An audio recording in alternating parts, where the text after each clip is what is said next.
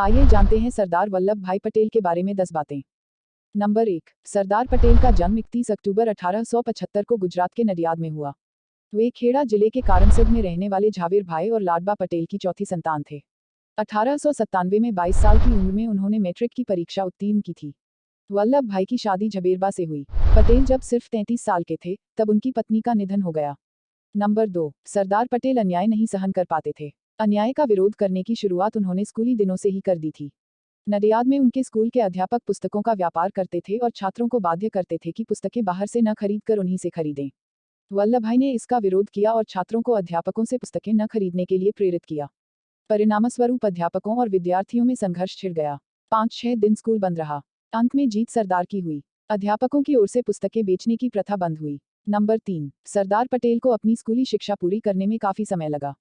उन्होंने 22 साल की उम्र में 10वीं की परीक्षा पास की। सरदार पटेल का सपना वकील बनने का था और अपने इस सपने को पूरा करने के लिए उन्हें इंग्लैंड जाना था, लेकिन उनके पास इतने भी आर्थिक साधन नहीं थे कि वे एक भारतीय महाविद्यालय में प्रवेश ले सकें। उन दिनों एक उम्मीदवार व्यक्तिगत रूप से पढ़ाई कर वकालत की परीक्षा में बैठ सकते थे। ऐसे में सरदार पटेल ने अपने एक परिचित वकील से पुस्तकें उधार लीं और घर पर पढ़ाई शुरू कर दी। नंबर 4। बारडोली सत्याग्रह का नेतृत्व कर रहे पटेल को सत्याग्रह की सफलता पर वहां की महिलाओं ने सरदार की उपाधि प्रदान की। आजादी के बाद विभिन्न रियासतों में बिखरे भारत के भू राजनीतिक एकीकरण में केंद्रीय भूमिका निभाने के लिए पटेल को भारत का बिस्मार्क और लौह पुरुष भी कहा जाता है। सरदार पटेल वर्णभेद तथा वर्गभेद के कट्टर विरोधी थे। नंबर 5। इंग्लैंड में वकालत पढ़ने के बाद भी उनका रुख पैसा कमाने की तरफ नहीं था। सरदार पटेल 1913 में भारत लौटे और अहमदाबाद में अपनी वकालत शुरू की। जल्द ही वे लोकप्रिय हो गए। अपने मित्रों के कहने पर पटेल ने 1917 में अहमदाबाद के सैनिटेशन कमिश्नर का चुनाव लड़ा और उसमें उन्हें जीत भी हासिल हुई।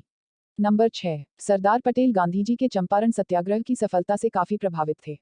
1918 में गुजरात के खेड़ा खंड में सूखा पड़ा। किसानों ने करों से राहत की मांग की, लेकिन ब्रिटिश सरकार ने मना कर दिया। गांधीजी ने किसानों का मुद्दा उठाया, पर वो अपना पूरा समय खेड़ा में अर्पित नहीं कर सकते थे, इसलिए एक ऐसे व्यक्ति की तलाश कर रहे थे जो उनकी अनुपस्थिति में इस संघर्ष की अगुवाई कर सके। इस समय सरदार पटेल स्वेच्छा से आगे आए और संघर्ष का नेतृत्व किया। नंबर 7। गृहमंत्री के रूप में उनकी पहली प्राथमिकता देसी रियासतों राज्यों को भारत में मिलाना था। इस काम को उन्होंने बिना खून बहाए करके दिखाया। केवल हैदराबाद के ऑपरेशन पोलो के लिए उन्हें सेना भेजनी पड़ी।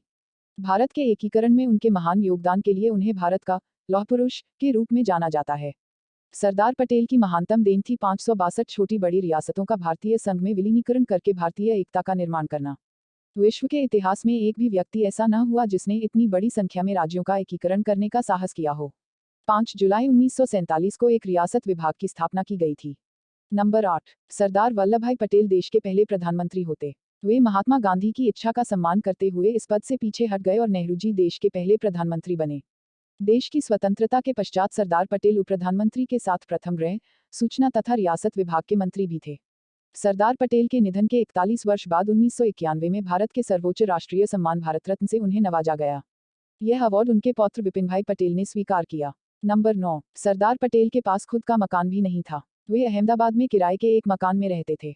15 दिसंबर 1950 में मुंबई में जब उनका निधन हुआ तब उनके बैंक खाते में सिर्फ 260 रुपये मौजूद थे।